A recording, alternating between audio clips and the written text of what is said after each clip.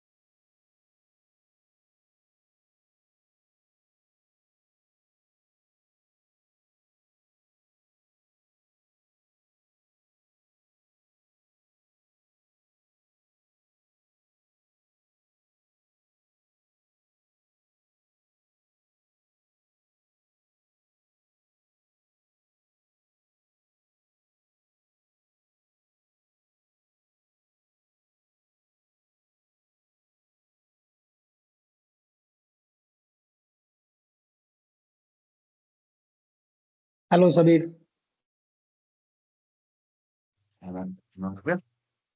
Yeah, audible.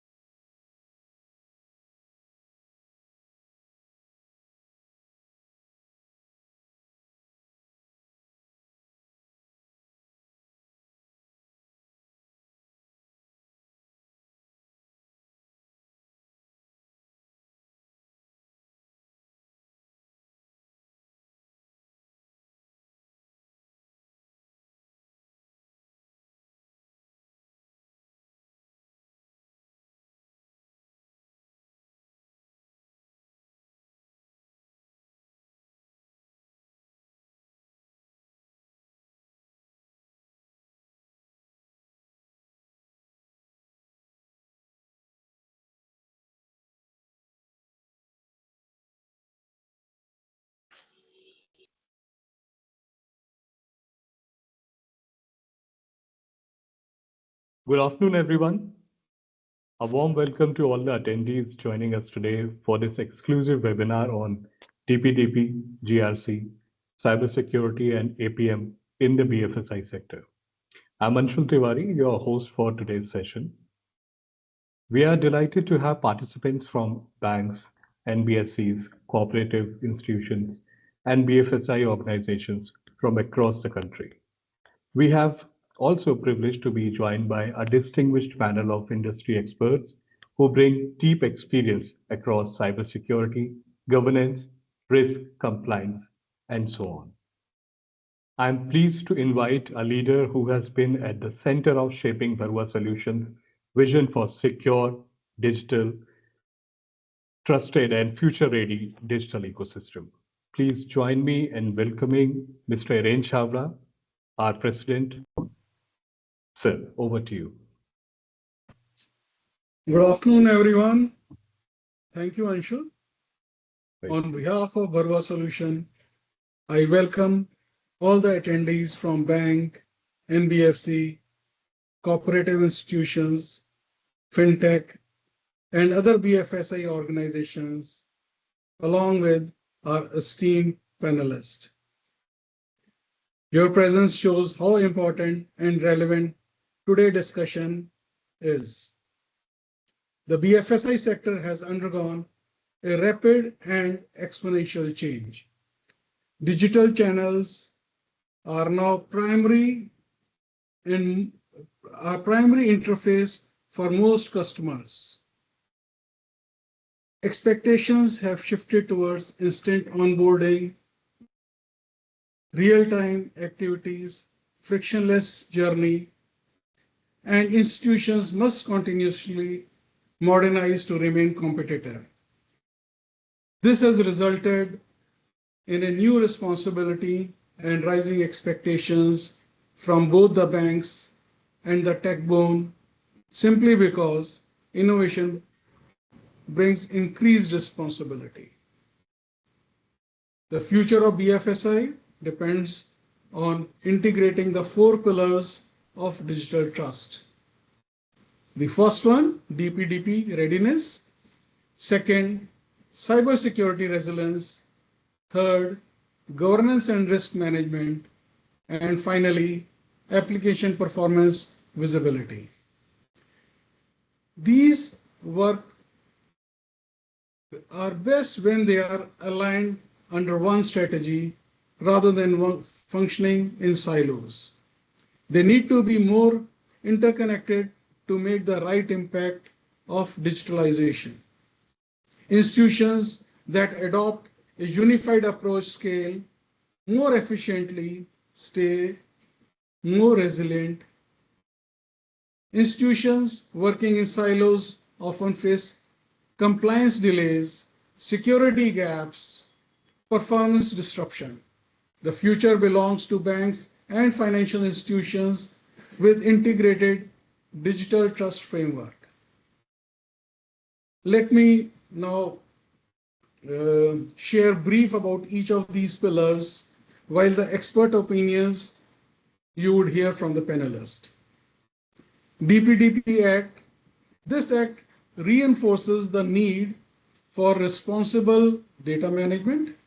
DPDP emphasizes lawful processing, consent, transparency, and accountability.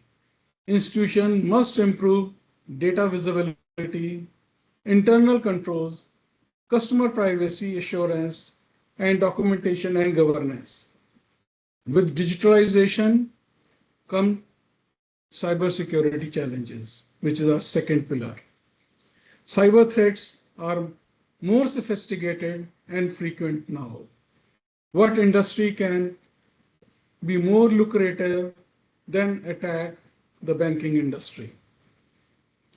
The cyber risk includes ransomware, phishing, API attacks, insider threats. The attackers target digital banking, mobile apps, integration, and customer touchpoints. The robust security is now a business priority, not a technical function. Importance of GRC framework, which is our third pillar, GRC ensures that operations, security, and regulatory responsibilities are aligned. Institutions with mature GRC system respond faster and perform better. Modern GRC framework enables continuous risk visibility, stronger internal controls, policy enforcement, and accountability across teams. Final pillar, application performance monitoring is important because digital performance directly affects customer trust. Even minor delays or downtime impact satisfaction, reputation, and leakages, which is a direct cost leakage or a revenue leakage to a bank. Complex banking architectures require real-time monitoring across microservices, API, cloud workloads, and vendor system. APM helps maintain seamless customer experience. Purpose of today's session is to help simplify complex topics through expert perspective and offer practical insight, not just technical explanation.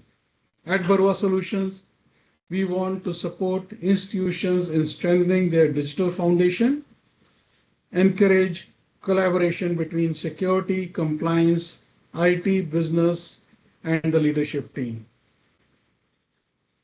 I would now take an honor to introduce our esteemed guest and panelist, Mr. Divyang Rastogi. He is a CISO at a leading housing finance company. Formerly, he was a CISO at a major public sector bank. He carries a deep expertise and experience in cybersecurity, operation, and governance. Our second panelist, Mr. Dhananjay Tambe.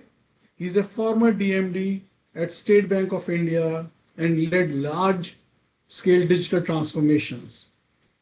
His expertise is in enterprise IT modernization, resilience, and scalability.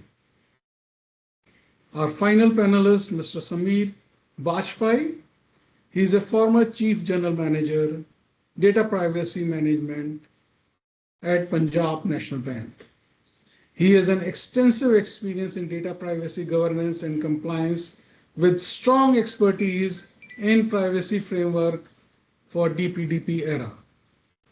These are the leaders which bring unmatched, in-depth experience. Their insights will help institutions navigate digital transformation with clarity. I encourage all participants to engage actively, understanding their thoughts, and ask questions during a Q&A session, which we have scheduled towards the end of the session.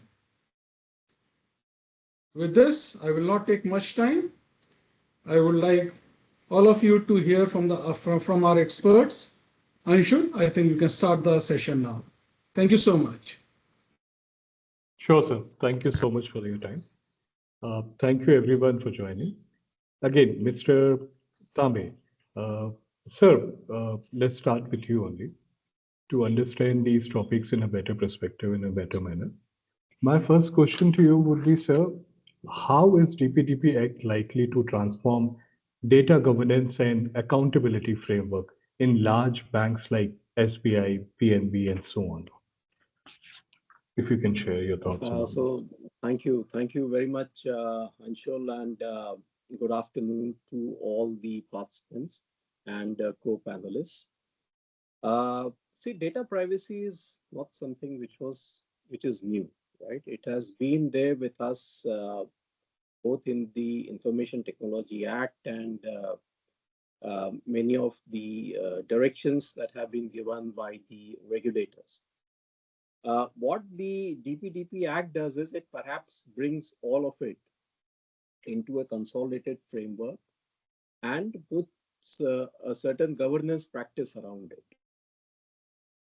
From that perspective, of course, for the large or significant data fiduciaries, which banks like SBI or PNB or HDFC or ICICI would be perhaps, although the list is perhaps not out.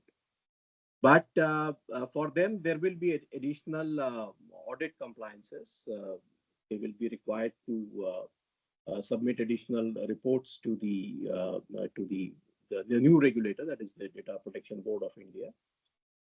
But more importantly, what will be common to all the data fiduciaries will be the way you govern your data. And especially with the advent of a new middle person called the consent manager. So how does that happen? Because that is not something, see, we have all been having practices and procedures and policies regarding data governance, data privacy, data security, all of that has been there. But the concept of having a consent manager to whom the data principal can approach and say what all data she wants to be processed by the data fiduciary, and that list needs to be very transparently made available to her, and she may give her consent, she may later on modify her consent, she may later on withdraw her consent. So how will all of this impact the processing of her data? See, today we don't have a situation where a customer of the bank can come and say, I want to withdraw my consent. You can't process my data. All the data that we receive from the customer is processed by us, or for that matter, by any bank. Now, we are now going to enter into a new scenario where the customer may come and say, I want to withdraw my consent, or I want to withdraw parts of my consent. So how do we do that? I mean, look at it from a technological perspective. How do I record this consent that the customer has given me a consent for processing only certain parts of the data that I hold for her? And tomorrow, if she were to withdraw, how do I ensure that in my system, processing for that purpose gets stopped? So this is where, the degree of complexity will come. And this is where all of us will have to figure out as to how this is going to be implemented in practice. But I'm sure it will be, because it has been done in many other geographies. And that is where, the greatest challenge will also be there, and also the greatest learning will come. And perhaps the greatest benefit to the society will emanate from this. Right, sir. Greatly explained. Thank you. Now, my second question would be for Mr. Sabir Bajpai. Thank you, sir, for being here. How can banks and financial institutions bring their DPDP compliance in line with the overall GRC framework so that the risk and the governance truly work as one? So if you can share your thoughts on that, sir. Good afternoon, Mr. Chhabra and my fellow panelists and participants. As rightly explained by Mr. Tambe, the DPDP Act, which was promulgated in 2023, and the now Act rules have also been notified on 13th of November this month only. So the key to this complex process would be how we keep the processes simple in the organizations. First, as Mr. Tambe said, the consent. We have to inform the data principals about what consent we want. It cannot be in generic terms like we used to have the T&C. I agree to these T&Cs. It has to be in a plain, understandable, and simple language so that the data principal can also understand what consent he or she is giving. So that is one crux of it. Now, how do we proceed in bank or any financial institution about this is there have to be certain processes involved to it. The first is how do we make it simple for the organizational teams and so that they also understand that it is a shared organizational responsibility, not any one particular person or one particular department's responsibility. It has to be a shared responsibility. Presently, the data we have, banks or any financial institutions are, for that matter, are thriving in data only. They have plenty of data, but we have to understand and segregate the data which this act pertains to, that is digital personal data only. So we have to identify the data are presently in silos. Different departments are having different legacy systems, different systems in which they are keeping their data. So first and foremost task for any organization should be to implement a governance and accountability framework in the organization. Means first of all, we have to form a governance committee, steering committee, and significant data fiduciaries have to appoint one DPO, the data protection officer. So he has to be the overall control, and we have to develop a cross-functional team so that we understand the implications of implementation of the act. So first and foremost thing will be to form a cross-functional team, identify data to which the data to which this act pertains to or this act is applicable. So we have to prevent, and for that we need to prepare a complete data flow diagram. That is for the complete data life cycle of the personal data of the data principal. And as rightly pointed out by Mr. Tambe, the major challenge is going to be the consent management framework. The consent management framework wherein the data principal has the right at every level. We have to understand the data principal's rights also and implement it in our system. This is one. Two, the breach notification. Because this act, the governance framework of this act, governed by Data Protection Board, where every breach in customer data has to be notified maximum within 72 hours. Otherwise, there are huge penalties under this act. So banks and financial institutions have to understand the implications of this act. And the moment we develop a cross-functional team, then it becomes a shared responsibility, and regular steering committee meetings should happen. What we did in the bank, in our bank, was to have a regular sensitization framework kind of meetings and every now and then, so that all the departments are gelled together for the common cause of DPDP Act's implementation. Right, sir. Greatly explained again, sir. Thank you so much. So again, we are coming back to Mr. Divyang Rastogi. Sir, welcome on board. Thank you for your time. Now, there's a question for you, like how should a bank strengthen its cybersecurity posture amid the increasing digitalization and evolving threats? Good afternoon, Anshul, and good afternoon, my fellow co-panelists. So as far as all the participants also, bank has to strengthen its cyber security. That is pretty sure because we are going more and more digitalized. All our systems are getting digital. We are giving the permissions to access to our data to the customer also to onboard through digital modes. So now when we have to strengthen our cyber security posture, we should abide by all the guidelines which has already been come into picture, and would say that RBI has given us a clear framework, not only for the cyber security framework, but again for digital payment security control, which has come in 2021, and the surface attack, which is very evident now, and it's getting more and more. So they have given us that outsourcing has to be governed in addition to the IT governance.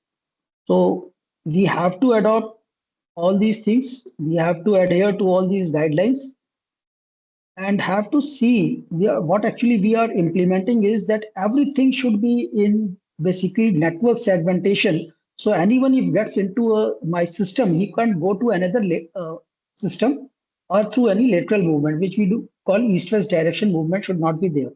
We keep these things into different tiers. A person who has an access to a web server, he can't go to my application server. And because all these persons, and once he has gone to application server, in any case, he has reached up to that level, he should not be able to go to my database. So all these things have to be kept into uh, uh, consideration, and we have to segment our networks and networks. We have to be a zero tolerant architecture now, because all the things we can't rely on anyone now. Each and every transaction has to be checked. Firewall rules, other ideas, and other tools are to be implemented so that all our traffic are being inspected. Data encryption is there, data localization is there, so all these things are there. So we have to just more procedurally and more specifically see all the traffic flow. So this is really required cyber security, and this is, let me tell, it's a part of the organization. Till date, we were thinking that this cyber security is more of a technical in nature. But let me be sure it is a strategic point. It has to drop down from the top to the bottom. The board and the governance should take it to the extent possible to the down person who is at the field. He should understand the cyber security, and it has to be internalized everywhere. That's Right, sir. Thank you. So, Mr. Tambe, what are the key elements of building consumer trust in technology-driven financial ecosystem? If you can share your thoughts. Right. So you see, the entire banking industry itself is based upon trust. In fact, the entire financial industry is based upon trust, and we have seen what happens, when this trust goes away. So if you recall what happened in 2008, the global financial meltdown that had happened, right? And I was regional manager in Surat at that time. And, there was this rumor floating around that some of the banks could collapse. And people withdrew money out of those banks. I mean, and these were all good names, I mean, well-established banks. But people withdrew money from those banks and they brought it to the public sector banks just because of the element of trust.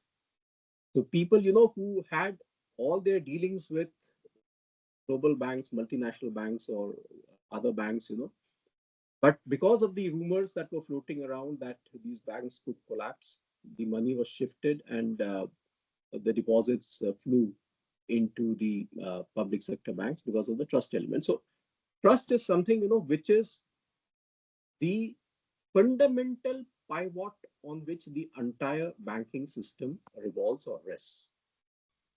Now, how do you build this trust? Or for that matter, I mean, the thing that any person who keeps his money in the bank need is that my money is safe. Now, before the era of computerization, that safety generally meant the physical safety, right? Because most of the dealings were in cash, and safety of cash itself meant safety. But today, safety means safety of my data. Because I might lose money just because my data has been compromised or my credentials have been compromised, my account has been compromised, and therefore I might lose money. So therefore, keeping the people's data safe and ensuring good governance around all these security practices, which include cyber security practices. Cyber security practices, of course, is the key to the security in today's digitized world. But this is something which is of extreme importance. If you give me 2 minutes, I will just quote you the example of what happened in one of the car companies. I would not quote the name of the car company, but the car company in the United Kingdom, which is a subsidiary of one very large vehicle manufacturer of India. They had a major cyber incident in September. As a result, they had to shut down their company, right? The entire production had to be shut down for several weeks, and they suffered losses in hundreds of millions of pounds. And What is it that they were lacking in? Some of the very basic principles of security. Say, for instance, they did not have multi-factor authentication. The entire company was running only on username and password. They did not have password expiry. So you could create your account today and use it even after 5 years. The same password could be used after. They did not have, I think, well, gentlemen here mentioned about network segmentation. They did not have any network segmentation. So when the hacker actually entered into their system, he entered through one of the systems and he could easily move to all the other systems. That is the reason, why it was a global shutdown that they had to undertake. And all their systems had to be shut down. Now, just imagine a situation like this. You do not implement even some of the most basic security principles that, any basic security expert would have told you. And this is a company which is a global major. So why does this happen? It all, finally revolves around the way you set up the security culture in your organization, the compliance culture in your organization, the governance culture in your organization. That is what makes the difference. And that is what I feel was lacking in this company, which resulted in this problem. Or for that matter, yesterday only we had a problem in one of the major service providers, as a result of which many people would have encountered outages in several services. I encountered an outage in one of the websites that I was trying to visit. Now, why did this happen? Because today they have, of course, issued a statement saying that there was a problem with one of the configuration files. Now, if you recall, just a few months ago, there was a major data breach where again the service provider said the problem was in configuration file. Now, tell me one thing, your configuration file, so there is somebody who changes the configuration, right? Should we not have had the basic governance that there should be somebody who should also check whether the configuration has been done properly or not? See, maker checker is a principle which the banking industry has been following for donkey's years. But when it comes to IT and when it comes to IT security, somehow we believe that it's not needed. Even the guy who has done the thing, he would have done it rightly. Somebody applies a firewall rule, he would have done it rightly. There's no need of having a checker. Why not? So this is where I'm saying it is your IT governance and the way you develop this in your organization, the way you develop the processes in your organization is what will hold you in good stead when the situation arises. Right, sir. Greatly explained. I mean, when we have the real world example, it makes sense, sir. So thank you for that. So, Mr. Bajpai, sir, from your experience, your point of view, what are the biggest real world challenges when different departments actually try to live and breathe the data privacy and compliance every day?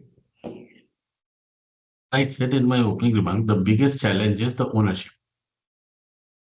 Who owns and what is the role of each and every department in so unless it is a shared organizational responsibility, it becomes nobody's responsibility.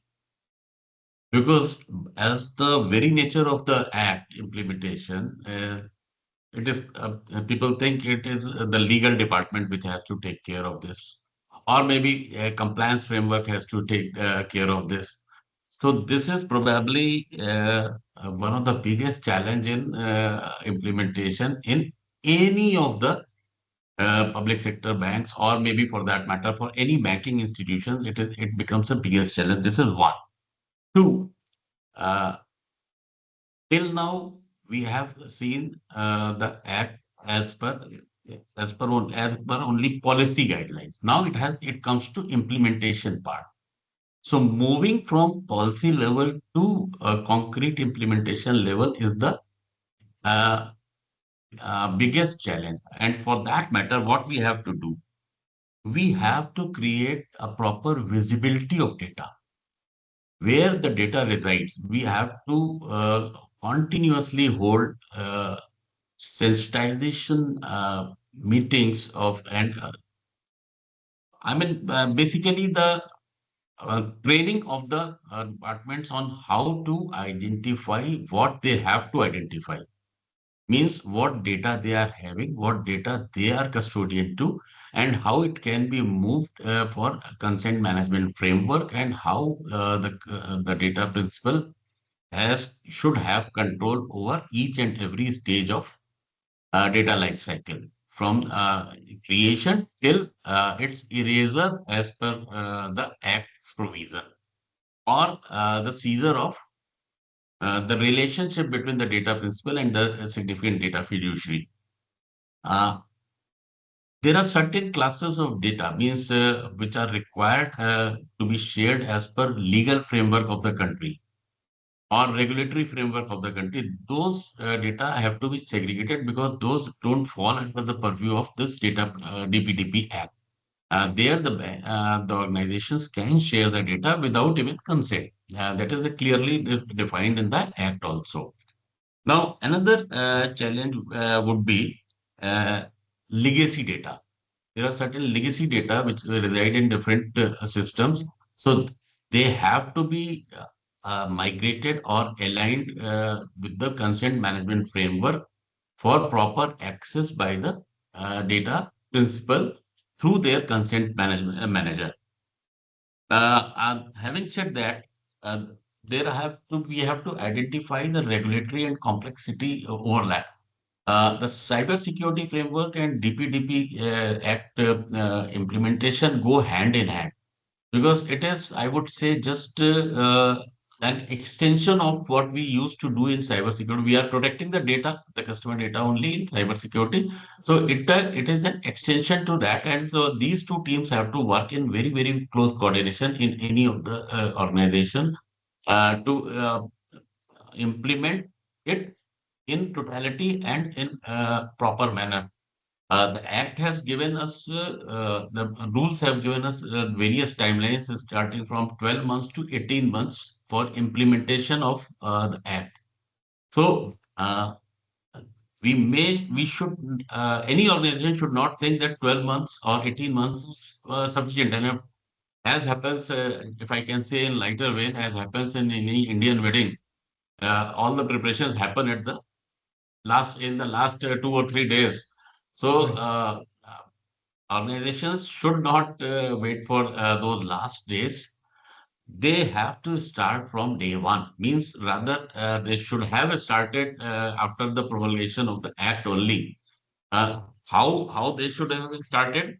Uh, Design the framework, the governance framework, design the cross-functional team, identification of data flow diagram, planning the strategies, board approved plan and its strategies, and then track implementation at every stage. So those organizations who have not yet started should not wait for even a single day if we want a proper implementation of the uh, policy as per the requirement of the Act and as per the uh, overlap with certain other regulators' policies or the law of the land. So these are the basic steps in which we should these are to overcome the challenges also. Having briefed the challenges, I have also added how we can overcome these challenges for a smooth implementation. Right, sir, precisely. I mean, waiting for the 11th hour to get the job done is not the way organizations should work. Rightly explained. So, Divyang, sir, question is for you. Like, how do you see the DPDP Act complementing the cybersecurity efforts in protecting the consumer data and ensuring the trust? Now let me come. Actually, I have my views about data protection and the data security. As far as cybersecurity is concerned, we had been providing data security since we were dealing with the data, and that's since inception. Now, protecting data, that's a more of a legal and operational issues which has brought this data security into limelight. So that's all these regulations which has been mentioned under DPDP, they are going to strengthen the cyber security. The persons who were not understanding cyber security, now they will understand that what accountability will be if a data has been lost or it has been made public, which was not supposed to be. So this is something now everyone, until sometime back, the board, the field level, they were not understanding what cyber security. And I think Dhananjay sir has rightly said that in a IT environment, a person single-handedly can change the rules and the policies, and it won't be checked by someone. They think that if the computer is doing, it is doing fine, and that's really a issue. We don't have any issue, any method in my policy framework or on the configuration time or at the time of the baseline configuration that we can see what has been done is right or not. It's very complicated. A person with a great skill has to do it. Now, when the DPDP has come, so it has added, or it has helped, it will be going to help cyber security. We were already providing encryption of the data. Now someone will come and classify the data on all the verticals, basically. Earlier, it was not being classified properly. It was simply being taken into sensitive or public. It is can go public or it's a private or it's a sensitive. Only these things were being classified.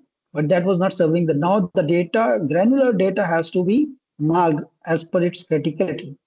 Then our cyber security is going to give that access control basis the data what you want to see, you will be getting an access to that only. So now a customer can have a trust that the data which was earlier secure is now protected even from other hands.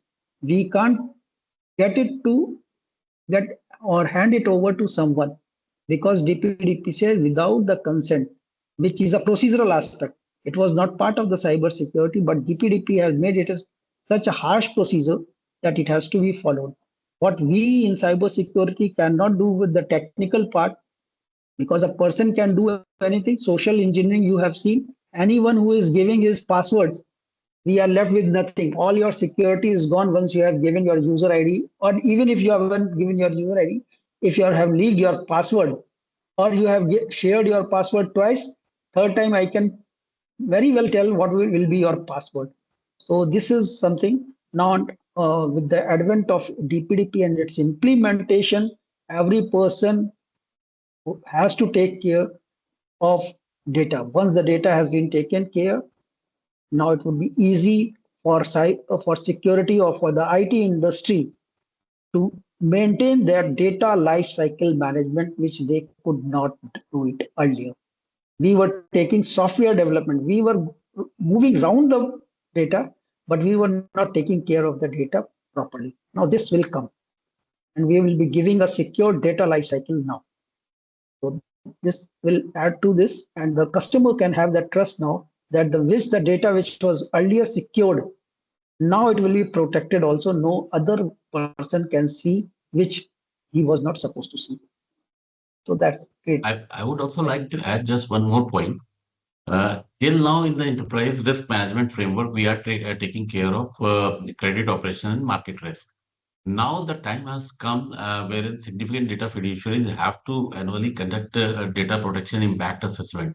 So we have to assess the privacy risk and quantify it and build it across along with these three pillars so that we have a proper governance outlook and governance overview how we can protect or minimize the occurrence of this data protection impact assessment risk and privacy risk of the customer.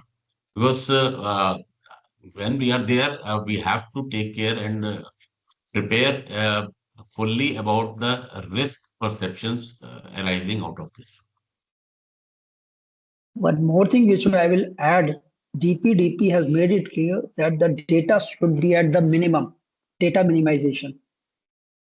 Till date, whatever, if you have seen any of the software or any of the application or any of the business unit, they want everything to be fed into the system, even if it is not required. They may use it sometimes, it may be of use. Most of the data is a junk in the system. Now data minimization culture, which will be brought into DPDP, our overhead on the system, I hope, will decrease. It will reduce and we will be using the data and the system properly. Adequate Absolutely true. usage of I attended one meeting at DFS also, wherein they have clearly mentioned that gone are the days when banks used to take this, take this, take this, take this. You have to be very specific about what consent you want from the customer. Our entire forms have to be redesigned. Our entire vendor agreements have to be reworded and rephrased because primarily in every organization the vendor risk is limited to certain percentage. Now the entire wording has to undergo a sea change in our application forms as well as our agreements with various vendors with whom we are engaging for in any capacity. that's great. I'm Anshul, unsure, one sir. word I want to add for data. Right. All our applications, all our softwares only rotate or work around the data. So now when DPDP is going to be get implemented in Toto, so we would be having only specific data and the consent will be taken not only for the using that data, but also for the purpose. So everything, it has to be told why this we are requiring this data. We don't have to fill a table or a column. We don't have to add a column in our software or in our application just only for this. Why is it required? If you have got a number, your father has got a number, and your number is linked with your father's number, or say Aadhaar number, then why should I know the name of your father? It can be taken out from the computer. Why should we overload our database? So that will come with the advent of this DPDP and implementation of. I was rather just about to ask you, sir, from the common man perspective, that with the DPDP advancement, how it is going to really impact on the lives of a common man who are literally unaware about these digital preventive acts. If you can give one or 2 points, would really aid. Okay. As far as cybersecurity is concerned, now the only thing is that he can be very sure that his data is not going to be shared, or his data cannot be even shared, even if a person wants, with some outsiders, and he is not going to get a call on his mobile number because the data as someone has fetched. Now you can give your data to someone, your mobile number to anyone, and it can be transferred or it can be shared with others. So he can be pretty sure. That is one of the things which a customer or a simple man, common man, he is getting a different. And next thing which is going to come with this, not only for this, but there are other acts and other things which are coming in the system. These scams and these cyber crimes, they will also drop with it. It is That is actually to good the to hear. benefit of the common, as you rightly asked, for the purpose of a common man, it is going to greatly help. One more very important aspect of this GPDP Act is the consent management of minors as well as persons with disabilities. The organizations have to take extra precautions on that because the maximum penalties on the breach of data privacy in these two particular segments, minors and the persons with And disabilities. right. Great, sir. Great conversation. It's going great anyway. So, Tambe, sir, the question is for you here. How can bank effectively integrate GRC pipelines without hindering the innovation part? So, If you can explain. generally, yeah, I mean, what happens is people believe that these are counter to each other. So if you are or if you focus upon governance, risk, and compliance, then you cannot be innovative, or those things are hindrances to innovation. So typically, you would have heard terms such as the burden of compliance. Right, sir. See, nobody says compliance is an enabler. The burden of compliance, the burden of compliance will be so high that we will not be able to do business. You see, the way things are being put up, or the kind of things that we are being asked to comply with all the time, we'll have to be only facing audits. We'll have no time left to do any business. But you see, all of this, all these checks and balances are meant for what? They are meant to enable you to do your business smoothly and safely and securely. So now tell me one thing, if I give you an example. So you are going to take a flight from Delhi to Mumbai, and the aircraft undergoes a number of checks. The pilot, when they come to the cockpit, they perform a number of tests, right? All of those things are compliance tests, right? They have a drill, they have a playbook, which according to which they must perform those tests before the flight is ready to take off. Absolutely. Would you tell the pilot, please don't do it?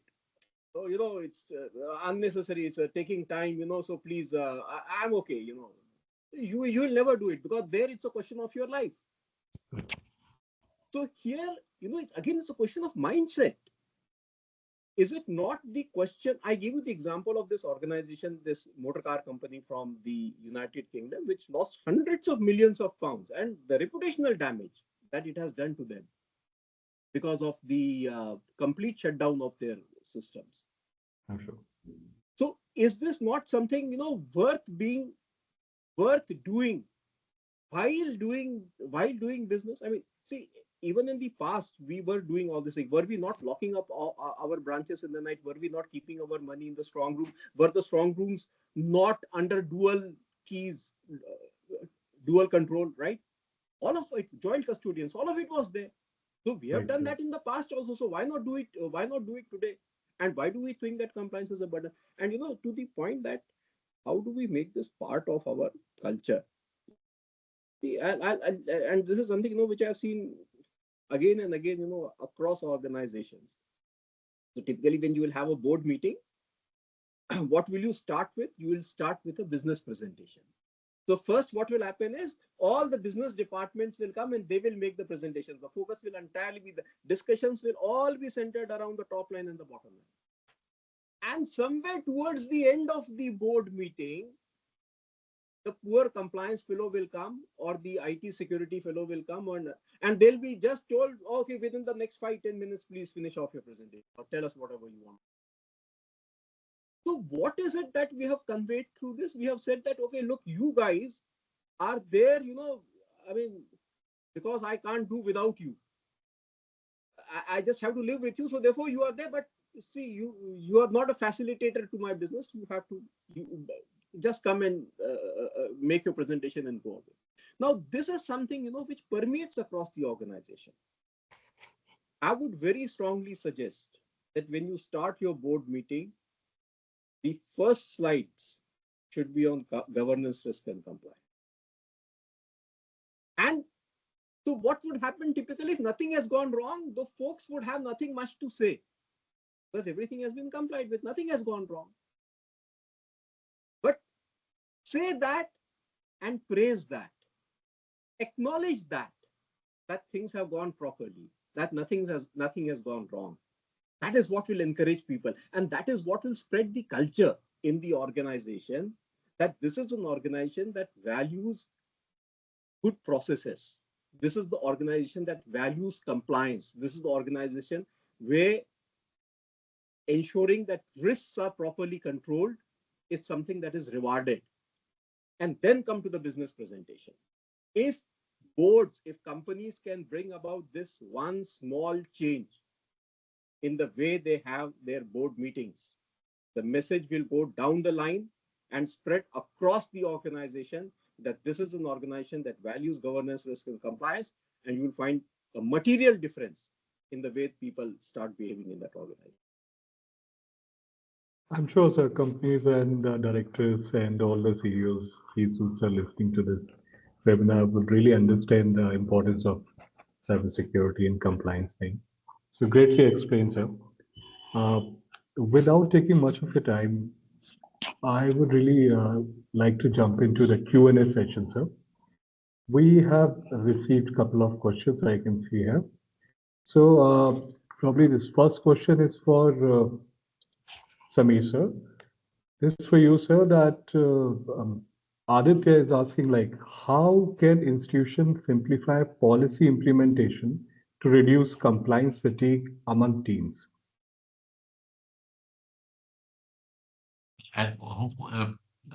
I think I have already explained how to reduce the compliance fatigue is be prepared.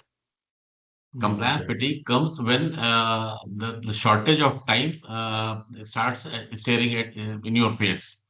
So be prepared from day one and engage the different data owner departments proactively so that uh, they also understand their role in implementation because typically the banks, at least the public sector banks and other private sector banks would create a separate vertical for data privacy, definitely. But probably it will be difficult for those smaller banks which we are discussing today. It would be difficult for them to create a separate structure. If they can create, well and good. That's a key to be a good coordinator because every significant data fiduciary has to appoint one data protection officer. So that data protection officer has to keep everyone in loop and explain the policy to them in very, very simple terms, not in any legal terms. Because the moment we design a policy now with the AI at our service, we design policies without even reading it. So you read the policy, and when, as data owner, when as the policy owner, if you can understand, doesn't mean that the policy will be understood by everyone.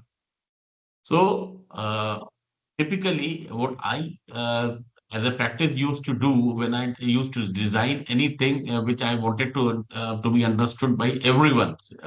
So I would give it to read to somebody who, in my opinion, can understand the least.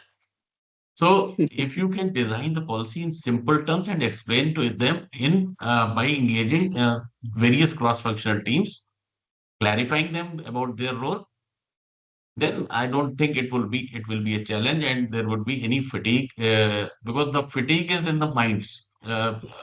We don't have any physical fatigue. We have fatigue only in the mind when it comes, and it's a human nature. Whenever any new thing comes, we tend to resist it.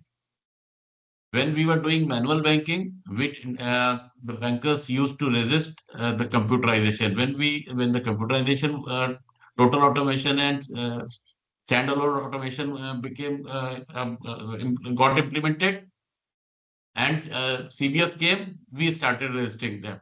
When UPI came in the country, everybody said, India mein, how it can work? Nobody will. Now nobody can live without UPI. So the moment we simplify the things and involve all the stakeholders in the organization, there will be no fatigue. Simplification is the key to success. Great. Absolutely. Great, sir. So one more question I'll just take. It is from Pran. So this question is for you, Sir Rastogi. How can leadership teams drive a stronger compliance-first mindset across all banking functions? So now, thanks, Anshul. Actually, the thing, all those governance has to come from the top. If they understand properly what actually is required, they have to make a policy, make a simplified procedure how it has to be done, and they have to understand it themselves. As far as I can add to it, when it comes for IT or a cyber security, they have to be trained that they should understand if they share their passwords or they do not work on their emails directly. So it's possible that something would percolate down and they would also not respecting these processes. If you remember when ISO came, earlier we were having quality checks, but then ISO and the other process came and they said you should adopt a process if your process has been properly followed, the thing has to be of the same quality. Same system goes with the cyber security leadership and the governance also. If you have made a procedure, even you means the governance leadership, they have should have a board, they should have a different committees, your CISO, your DPO, your business unit heads should talk with each other and coordinate and then follow it also. Once they follow it, the person who is working under them, they will also understand why it has been uh, why they should not follow it when their seniors are following. There are a lot of things which is only copied. You can't say each and everything. I can't make it and make my executive understand each and everything. Sometimes it happens that he says, "Okay, you are doing, so I am doing." So this has to be percolated from leadership. So this was the path. They have to do it. Training, awareness. There can be some mock drills also for these parts, for cyber security, for data, other things that will help in the organization. Right, sir. Thank you. Thank you for your point of view, everyone. We are at the closing time. It's already been 4. So just going to let everybody know that at Bharuwa Solutions, our mission is to help BFSI organizations deliver secure, compliant, and high-performing digital services. And we remain committed to supporting your digital transformation journey. Literal and heartfelt thank to Mr. Tambe, Mr. Bajpai, and of course, Mr. Rastogi, and to every participant who has joined us today. Thank you so much for your time and patience, and have a wonderful day ahead. Thank you. Thank you, everyone. Thank Thanks. you. Thank you, everyone. Thank you, everyone. Have a good day. Let us prepare.